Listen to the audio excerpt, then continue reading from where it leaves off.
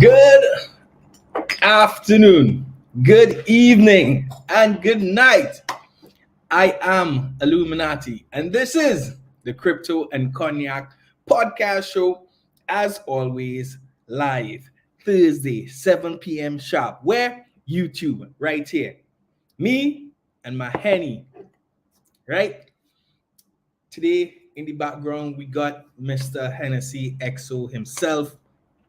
For those who don't understand the different categorizations, VS must be aged over 2 years, VSOP aged over 5 years, and XO must be aged over 10 years. That is the basic definition, right? All the different 𝐂𝐻𝐍s that come together to make the various blends, they must be at a minimum age to qualify, right? And this is a designation that is created by the French government, right? So when you see somebody drinking VS, you know that's, I don't want to call it, it's the entry level, right?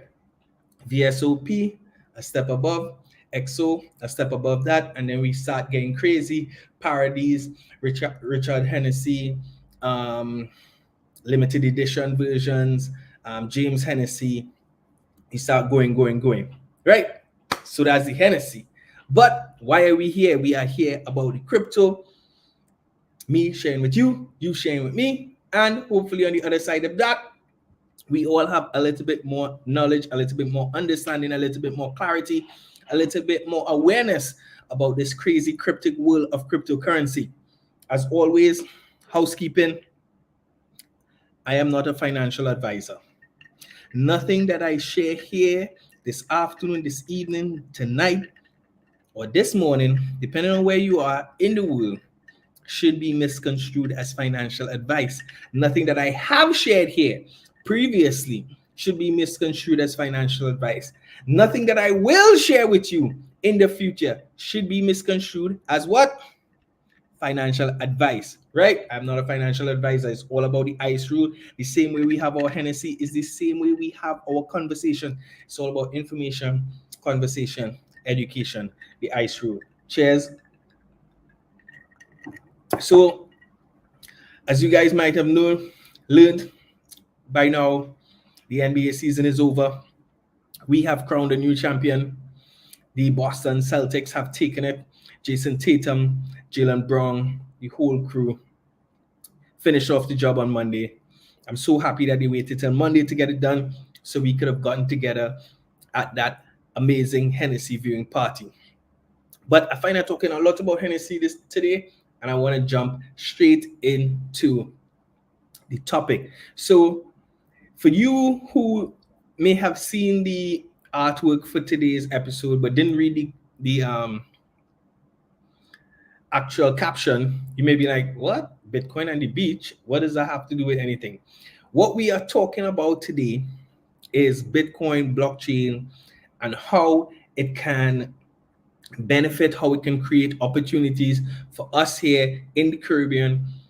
What are the unique opportunities that are presented to us with this new nascent technology, this new asset class, this new currency opportunity, right? I'm going to run through a few different benefits as I've identified them. And lastly, I'm going to go a little bit deeper into 2 or 3 of them that I think have the most significance, because we've talked about a lot of them here before, right?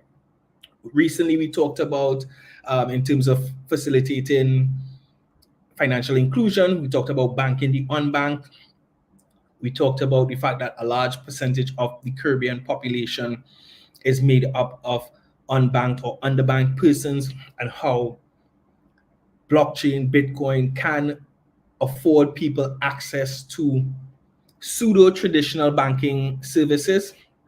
We talked about cross-border remittances. We talked about how the Caribbean, the region, is heavily dependent on remittances from the diaspora, people who have left the shores and gone off to first world countries and wherever to make their way. And support those that they've left behind via remittances.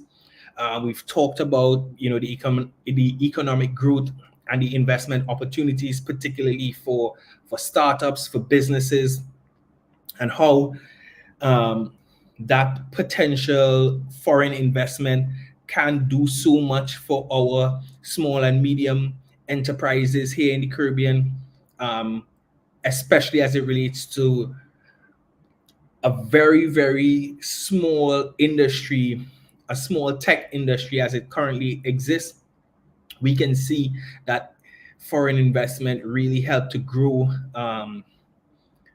our opportunities for capital attraction and capital growth for our startups and our businesses in general. Now, we've talked about in various forms, we've talked about financial stability, from currency stability, because fortunately or unfortunately, we are made up of a bunch of different islands, a bunch of different territories with tons of different currencies. I think 13 individual currencies make up the Caribbean currency system. And we can see how having access to one stable currency can help support the growth, alternative stores of value for persons at any level. We understand that there are people who are already invested in real estate, already invested in gold, already invested in the stock market. But sometimes the entry point for those things can be a bit price prohibitive. But Bitcoin blockchain allows for people to invest at the very, very smallest level. So whether you have $1 or you have $100 million, you still have the opportunity to participate. We've talked about fraud prevention. We've talked about the fact that the immutable nature, the transparent nature of blockchain can help to prevent financial transaction fraud. We've talked about, obviously, the technology innovations in terms of the fact that it can support the growth of a local tech ecosystem, creating jobs, educational opportunities. I continue to stress that the best way to get involved in this space is to earn in this space. The best way to onboard into this space is to earn your income, earn your revenue in crypto dollars, in cryptocurrencies. There is a tremendous amount of opportunity for individuals who are so focused, so aligned tech in terms of tech, to be able to garner jobs, to be able to do anything they want in terms of their career from right here in the Caribbean without having to leave, without having to the region to be susceptible to brain drain, which has consistently been a challenge for us, where we lose our brightest people to the bigger countries, the bigger ecosystem, the bigger economies. And this is something that I see really, really being supported. And then we have the three other areas that I really want to focus on, and that is in terms of regional integration and collaboration, the tourism and hospitality industry, and then, of course, energy and sustainability. That has been a big talking point for us here in the region for a long time. We've seen regional leaders like Mia Motley speak on the global stage about it and how we can participate, how we need to be supported as a region because of our geographical makeup, because we are mainly small islands. We will tend to be most impacted by the fallout, any environmental fallout. Shout out to everybody in the chat. Shout out to Leah. What's up, Gil? Long time. We haven't had a catch up. We definitely need to have a meetup and talk some crypto. I want to hear your perspective about how the cycle is shaping up, what projects you're interested in, and just generally how you've been doing. So, with all that said,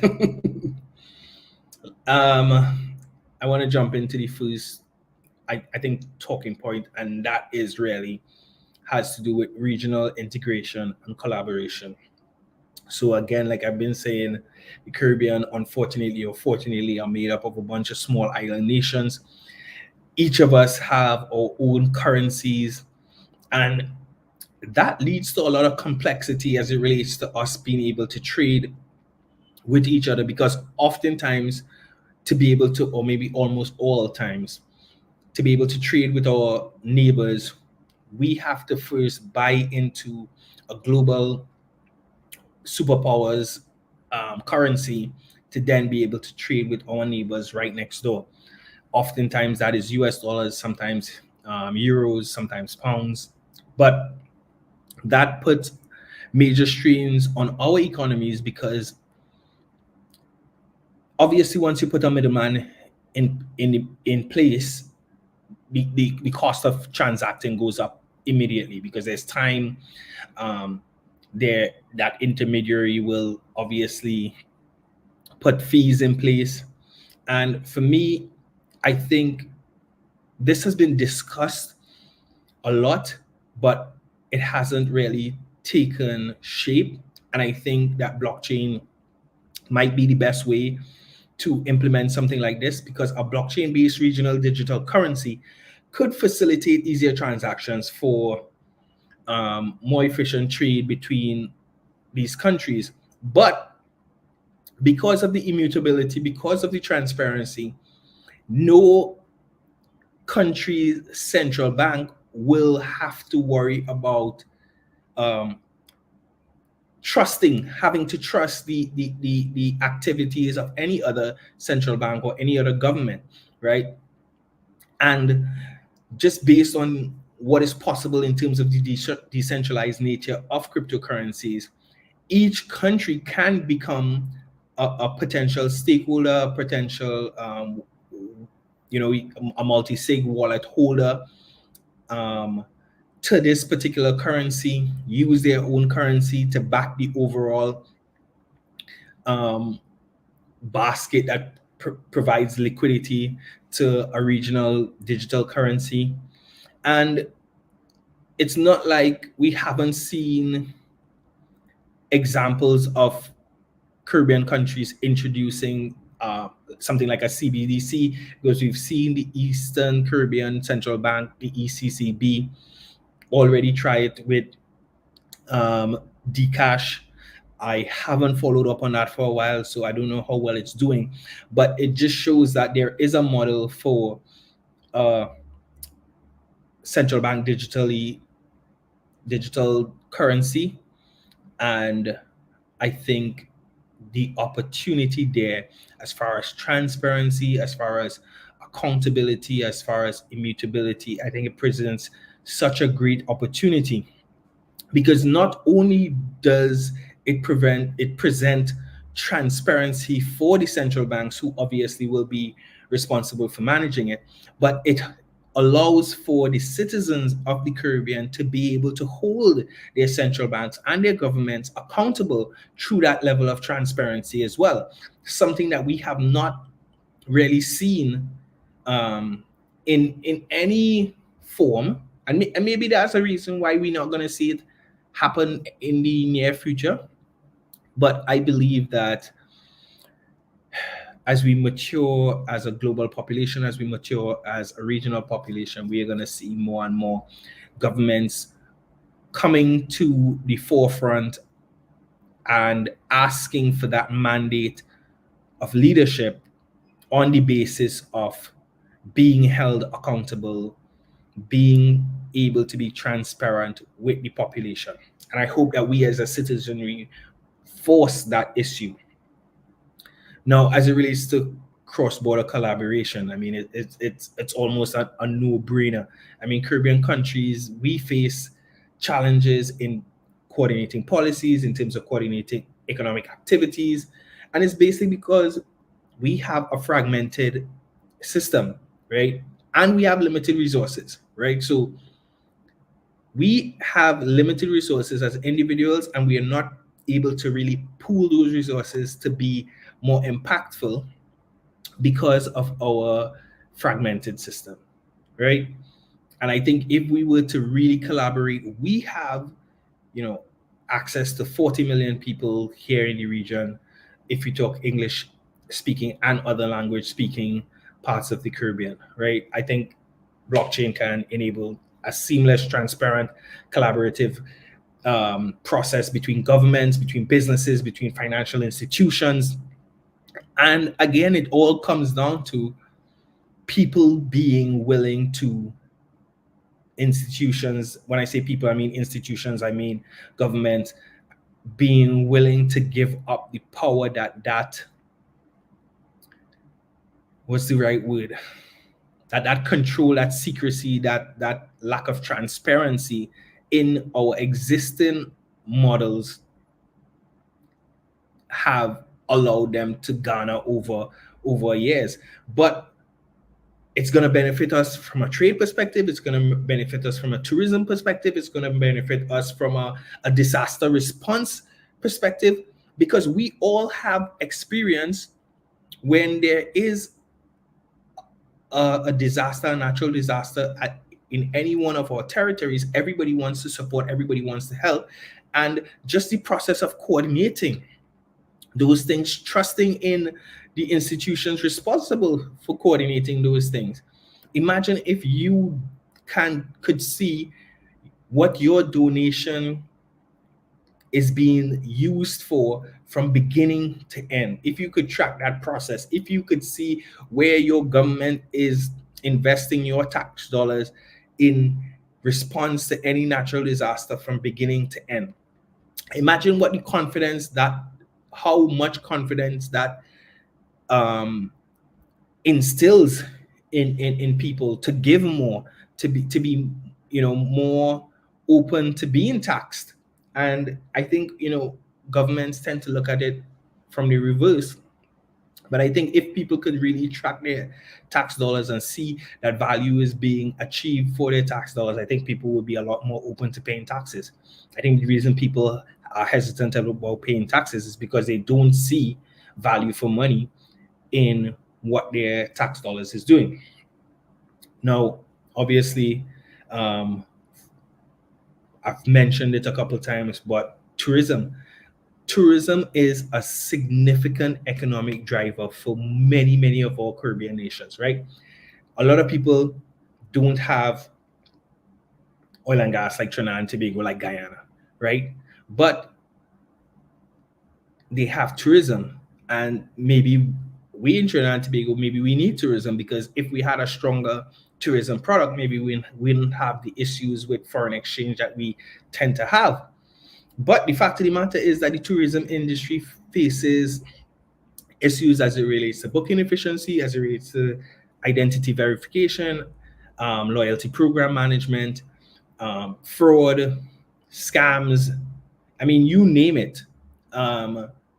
Just being able to bring value into this ecosystem because of all the various hurdles, I think it keeps a lot of players out.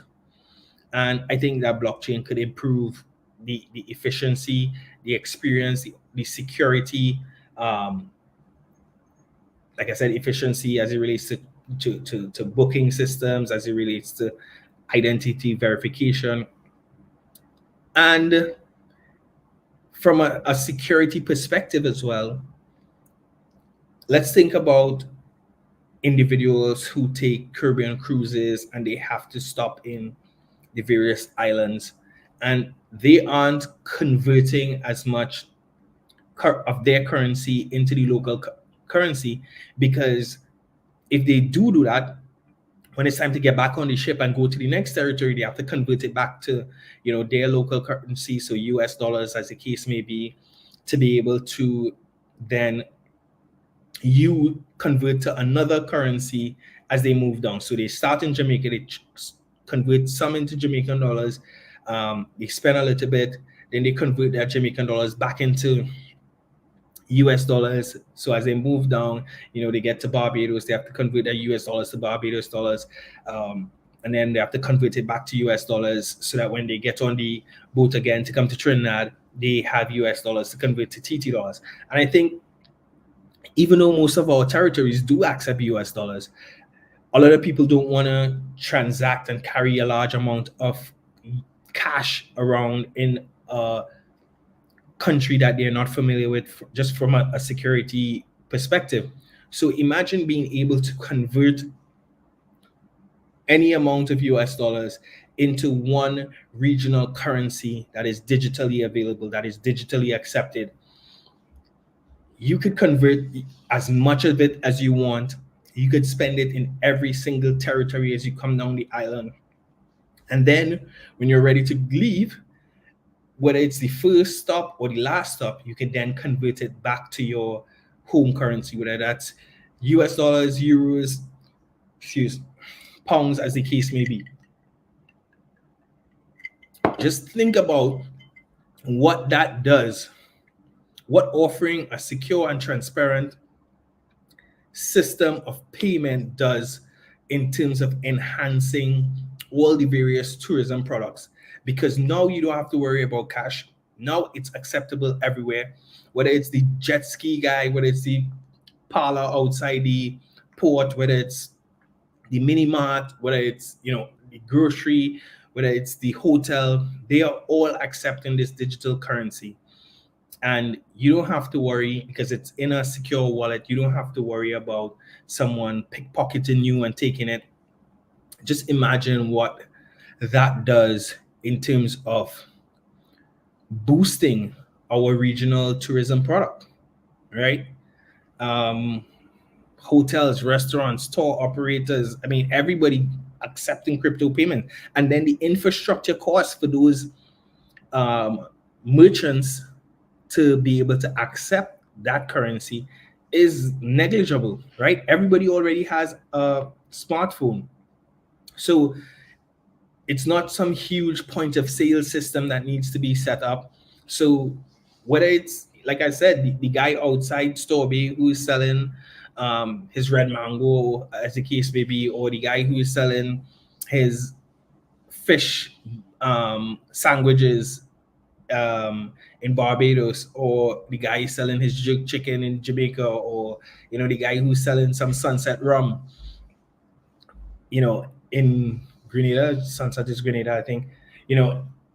Everybody can accept that cryptocurrency, that digital currency, for their services or for their products. So, and then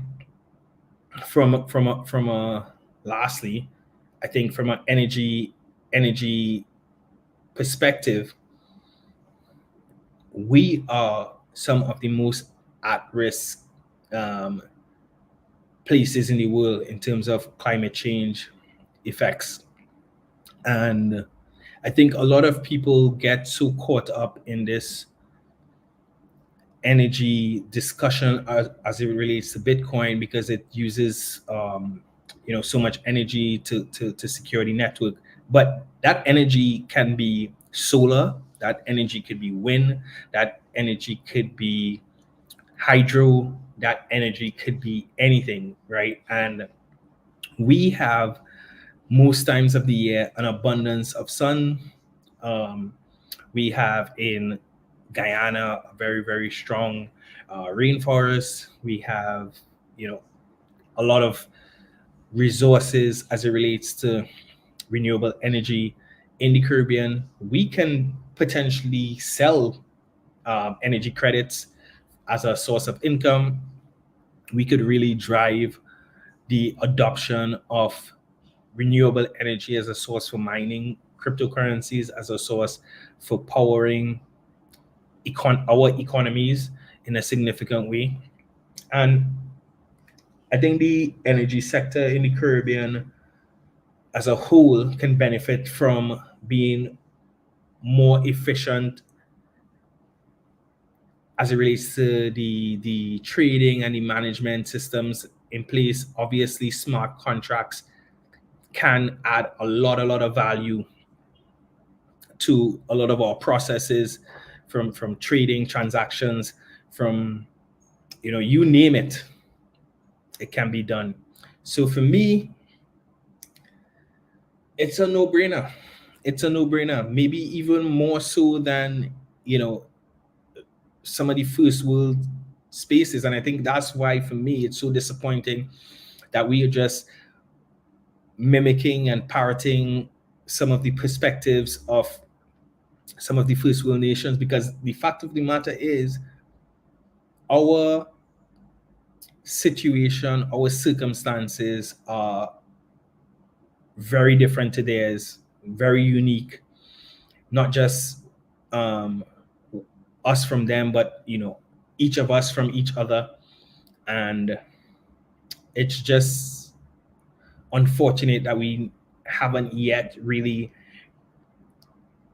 grabbed onto this technology as a means of achieving some of the goals, some of the almost the dreams that have existed in our region for a very, very, very long time. If only we could get through to the powers that be. I mean, I know that there are a couple projects that have introduced and are interested in introducing a regional blockchain backed currency. Personally, I would prefer that it's done by the central banks, just because I feel like it will offer a lot more legitimacy. And ultimately, I think it's important for citizens to be able to hold their governments, their powers accountable. So while, yes, a lot of these institutions are plugging ahead to get something done, I think it's ideal. I'm not a huge fan of CBDCs, but as it relates to this particular initiative, I would say I would prefer that it's a CBDC. So I'll probably get a lot of pushback from, you know, the core crypto community, but I think as it relates to something like this on this scale, I think just from a security, safety, adoption perspective, I think it's best served that the various central banks in the Caribbean come together and make this happen. So that's my time. I hope I introduced some ideas that you guys can go and explore and come back and share and comment and give me something else to go research, so that we could continue to learn together, right? Because this thing ain't going away, right? Despite what anybody tells you, despite what the FUD says, the fear mongering says, it ain't going nowhere. I said it last week, I said it the week before. I've been saying it for 3 years, 4 years now. Adoption is inevitable. So, Illuminati out, guys. Be blessed. See you all next week. Tell a friend to tell a friend to tell a friend. Like, share, subscribe, so the algorithm gives your boy a little boost. Be blessed. Cheers.